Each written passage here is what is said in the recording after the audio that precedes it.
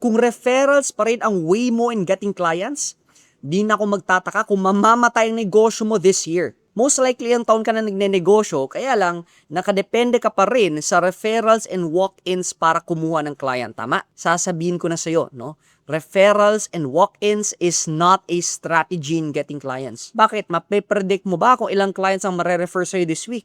Mape-predict mo ba ilang clients ang mag-walk-in sa'yo bukas? Hindi, di ba? That's the reason why yung negosyo mo up and down. Kasi yung way mo of getting clients is unpredictable.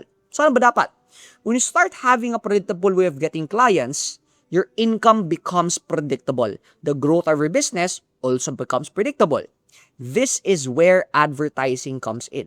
I just want you to imagine na may gripo ka. No? Kung gusto mo ng 100 clients this month, i-on mo lang yung gripo. No? Kung masyado marami yung clients mo, i-off mo lang yung gripo. Kumbaga, pwede mo siya i-on or off anytime you want.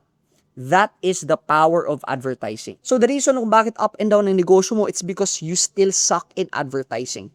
So all you have to do is learn the skill of advertising.